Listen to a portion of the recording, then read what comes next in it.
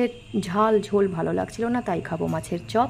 পেঁয়াজ, আদা, কাঁচা লঙ্কা, রসুন সব কেটে রেখেছি। বাদামটাকেও ভেজে নিলাম, খোলা ছাড়িয়ে নিতে হবে। এরপরে পাউরুটিগুলোকে সেঁকে নিলাম একটু গুঁড়ো করে নেওয়ার জন্য। তার মধ্যে মাছ সিদ্ধ করে তার কাঁটাটাকে ছাড়িয়ে নিতে হবে, ভালো করে ছাড়াতে হবে, না হলে চপ খাওয়ার সময় গলায় বিঁধতে পারে। এর মাঝখানেই পাউরুটি গুঁড়ো করে নিয়েছি আর নিজের জন্য বানিয়ে নিয়েছি গার্লিক ব্রেড। মাছের কাটা ছাড়ানোর মধ্যেই ভেজে নিলাম নিজের জন্য একটা মাছ। সেই তেলেই দিয়ে দিলাম পেঁয়াজ। পেঁয়াজটা ভাজতে একটু সময় লাগবে, কারণ একটু বাদামি করে ভাজতে হবে। পেঁয়াজটা ভাজতে ভাজতে তার মধ্যেই কাঁচা লঙ্কা আর রসুনটা দিয়ে দিলাম।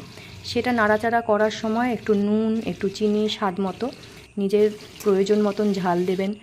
দিয়ে তারপরে আদাটা দিয়ে ভালোভাবে নাড়াচাড়া করতে থাকলাম। বেশ কিছুক্ষণ পর যখন আদার এবং রসুনের কাঁচা গন্ধটা চলে যাবে, তখন তার মাঝখানে দিয়ে দিতে হবে গুঁড়ো করা বাদামটা দিয়ে নাড়াচাড়া করতে থাকুন। বেশ কিছুক্ষণ পরে দেখবেন তেলটা ছেড়ে এসছে, তখন সিদ্ধ করে রাখা মাছটা দিয়ে দেবেন। দিয়ে ওটা ভালোভাবে মেশাতে হবে এবং মেশাতে মেশাতে দেখতে হবে যাতে কড়াইয়ের গায়ে না লেগে যায়, মানে পুরো তেলটা ছেড়ে দেবে কড়াইয়ের গায়ে, তখন আর লাগবে না। এই করতে করতেই এবারে দেখুন তেল ছেড়ে দিচ্ছে। এই সময় আমাদের একটু গরম মশলার গুঁড়ো দিয়ে দিতে হবে।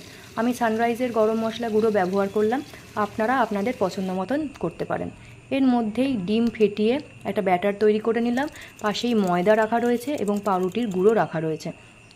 হাতে একটা একটা করে শেপ দিয়ে সেটাকে প্রথমে ময়দার মধ্যে লাগাতে হবে, তারপরে ডিমের মধ্যে ডুবিয়ে, তারপরে সেটাকে পাউরুটির গুঁড়োর মধ্যে দিয়ে কোট করে নিতে হবে। তারপরেই এটা একদম ভাজার জন্য রেডি হয়ে গেছে।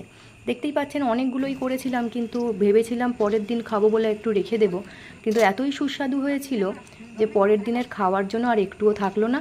ভাজতে ভাজতেই শুনি যে অর্ধেক শেষ হয়ে গেছে। খুবই সুন্দর হয়েছিল, আপনারাও অবশ্যই একবার বাড়িতে ট্রাই করে দেখবেন।